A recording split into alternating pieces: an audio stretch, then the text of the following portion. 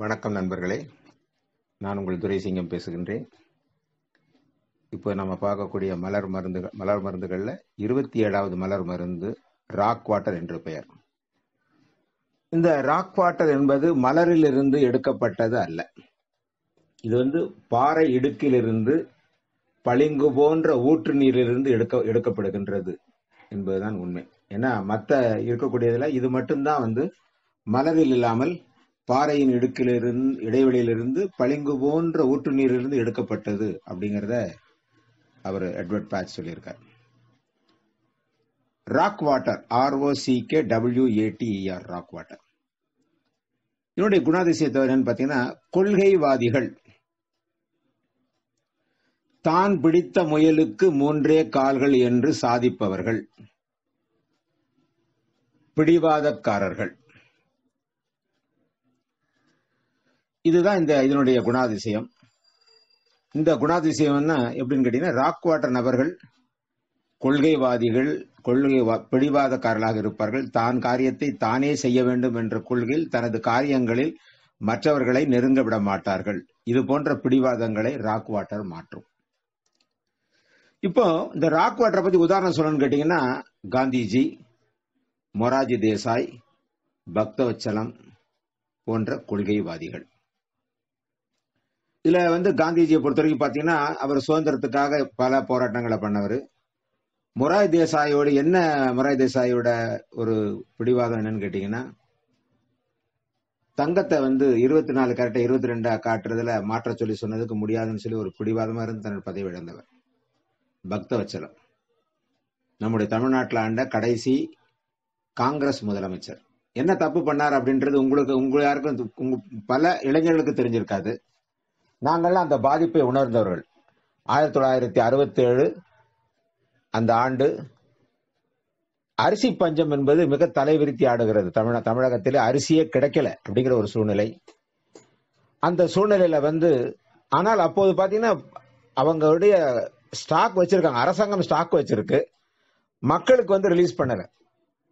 ஏன் ரிலீஸ் பண்ணலன்னு கேட்டீங்கன்னா, அதை ரிலீஸ் பண்ணா பஞ்சம் வந்துரும்னு ஒரு காரணத்தை அவர் சொன்னாரே தவிர, பஞ்சத்தால் அடிபட்டுள்ள கஷ்டம் தெரியும்.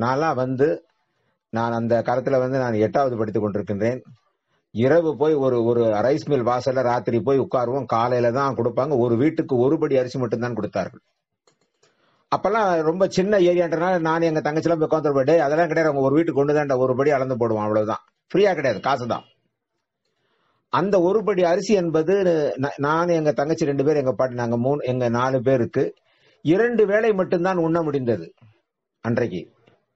ஒரு வேளை இந்த கொண்டக்கடலை இப்ப எல்லாம் வறுத்து கொடுத்துப்பா எங்க பாட்டி அப்படிதான் சாப்பிட்டு நாங்கள் காலத்தை கொண்டு. அந்த பஞ்சம் என்பது மிக தாண்டவமாடிய காரணம். ஆனால் அரிசி இருந்தும் அவர் பண்ணாத ஒரு சூழ்நிலையால அவர் ஒரு கொள்கை வச்சிருந்தார். என்ன கொள்கை வச்சிருந்தாரு? இந்த அரிசி இப்ப ரிலீஸ் பண்ண மாட்டேன் அப்படிங்கிற மாதிரி இருந்தார். அதற்கு பிறகு ஆட்சி மாற்றம் ஏற்பட்டு எல்லாமே தாராளமயமாச்சுங்கிறது ஒரு கதை. இந்த மாதிரி கொள்கைவாதிகளாக அவங்க பிடிச்ச கொள்கைகள் கொஞ்சம் கூட விட்டு கொடுக்காத ஒருத்தர்கள். ஆனா அவங்க கடைபிடிக்கணும்னு சொல்ற கொள்கையெல்லாம் கரெக்ட் தான். ஆனால் சூழ்நிலைக்கு ஏற்றாற்போல் மாற வேண்டும் என்பதை உணராதவர்கள் அவங்க. எந்த நேரத்தில் அந்த நம்ம போட வேண்டிய தளர்வுகளை தளர்த்த வேண்டுமோ தளர்த்தி அதை செய்ய வேண்டும் நினைக்கிறவர்கள் தான் மாறணும். அந்த மாதிரி இருக்கிறவங்கள மாற்றக்கூடிய மன வலிமை ராக் வாட்டர் கொடுக்கும். இந்த நாம் எல்லோருமே நல்ல கொள்கைகளை கடைபிடிக்க வேண்டும் என்பதில் எந்த விதமான தவறும் இல்லை. ஆனால் சில நேரங்களில் சில கொள்கைகளை தளர்த்த வேண்டியது வந்தால் தளர்த்தாமல் உடும்புப்பிடியாக பிடித்துக் கொண்டிருப்பது நல்லதல்ல. அதனுடைய பின்விளைவுகளை நாம் சந்திக்க வேண்டியது இருக்கும். அதுதான் ரொம்ப முக்கியமான விஷயம். ராக் வாட்டர் நபர் எப்படி இருப்பாருன்னா, தனக்குத்தானே கொள்கைகளை வகுத்து கொண்டு அவற்றை தீவிரமாக கடைபிடிப்பார். ஊரோடு ஒத்து போக மாட்டார். பிறர் சொல்வதை கேட்கவே மாட்டார். இதனால் அவருக்கு இருக்கும் சந்தோஷங்களை இழந்து விடுவார். தன் கொள்கைகளை பிறர் மீது திணிக்க மாட்டார். தன்னைத்தானே தன் கொள்கை உண்டு என்று இருப்பார். இதனால் என்னன்னு கேட்டீங்கன்னா, பல விதமான பாதிப்புகளை ஏற்படுத்தக்கூடிய சூழ்நிலைகள் உருவாகும். இது காந்திஜி, மொராஜிலாம் உங்களுக்கு உதாரணம் சொன்னமே தவிர பல இடங்கள்ல இந்த மாதிரி பிரச்சனைகள்லாம் உண்டு. பல முடிவுகளை எடுப்பதற்கு சில நேரங்களில் அரசாங்கங்கள்ல கூட பாத்தீங்கன்னா சில முடிவுகளை எடுப்பதற்கான எடுக்காம அவருக்கு எது தோணுது கரெக்டுங்கிற மாதிரி ஒரு உறுதியா இருக்கிறதுனால பல பாதிப்புகள் பிற்காலத்தில் ஏற்படும் என்பதுதான் உண்மை நிலை. இந்த மாதிரி இருக்கக்கூடியவர்களை நாம் மாற்றக்கூடிய ஒரு வலிமை வந்து எதுக்கு இருக்குன்னு கேட்டீங்கன்னா ராக் வாட்டருக்கு உண்டு. ராக் வாட்டர்னா பார்ல எடுக்கக்கூடியதான். அதையும் வந்து இதுல நம்ம மதுச்சாரத்தில் கலந்துதான் அந்த ராக் வாட்டரும் வரும். மதுச்சாரம் என்பது ஸ்பிரிட், தமிழ் வார்த்தையில சொல்றேன், அதனால உங்களுக்கு புரியாம கூட போயிடலாம். அதுக்காகத்தான் இதுல வந்து ஒப்பிடுதல் என்னன்னு கேட்டீங்கன்னா, பீச் சட்டம் ஒழுங்கு பேசுவார், வைன் தனக்கு சரியெனப்பட்டதை பிறரும் கடைபிடிக்க கூறுவார். இப்ப ஒப்பிடுதல் ஏன் சொல்றேன்னு உங்களுக்கு புரிஞ்சிருக்கும்னு நினைக்கிறேன். என்னன்னு கேட்டீங்கன்னா, இவர் எப்படின்னு கேட்டீங்கன்னா தான் பிடிச்ச 3 கால் சொல்லக்கூடியவர், இவர் யார் மாதிரி திரிக்க மாட்டார், அவர் அதுல உறுதியா இருப்பார். இவங்க அப்படி இல்லை. வைன் எப்படி எனக்கு சரின்றதை அடுத்தவங்க கடைபிடிக்க நினைக்கக்கூடியவர் வைன் நபர். பீச் வந்து சட்டம் ஒழுங்கு பேசக்கூடிய ஒரு நபர். இதுல எனக்கு கிடைத்த ஒரு அனுபவம் என்னன்னு கேட்டீங்கன்னா, ஒரு பணி ஓய்வு பெற்ற ராணுவ அதிகாரி, அவர் வீட்டுல வந்து அவர் பேர் வந்து ராமதாஸ், அவரோட குடும்பத்தார அவனுக்கு நல்ல பழக்கம். அவங்க சொன்னாங்க, அவர் என்னங்க மிலிட்டரியில இருந்து காத்த நிம்மதியா இருந்தோம், ரிட்டையர்ட் ஆகி வீட்டுக்கு வந்தாலும் ஒரே பிரச்சனைங்க, எப்ப பார்த்தாலும் ஒரு இப்படி இருக்கணும் அப்படி இருக்கணும் அப்படிங்கிற மாதிரி வந்து ஒரு மிலிட்டரி ரூலை அப்படியே கொண்டாந்து இங்க இருக்கணும்.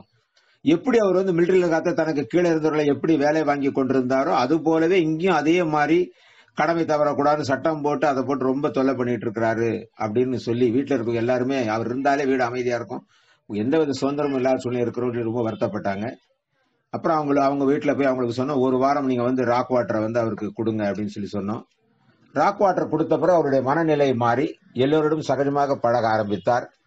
அந்த குடும்பத்தார்கள் மிக்க நன்றி சொன்னார்கள். அப்ப சொன்ன, இந்த நன்றி எனக்கு கிடையாதுமா, இந்த நன்றிக்கு காரணமானவர் வந்து எட்வர்ட் பேட்ச் தான் அப்படிங்கறத அவங்களுக்கு விளக்கி சொல்லி, இந்த மலர் மருந்துனா என்னங்கிறத அவங்களுக்கு சொல்லி, அவர்கள் குடும்பமும் அதை பின்பற்றணுங்கிறதுக்காக அந்த புத்தகம் ஒண்ணு கொடுத்து ஒருத்தரா செயல்படுங்க அப்படிங்கறத சொல்லிட்டு வந்தேன். மிக்க நன்றி. மீண்டும் சந்திப்போம்.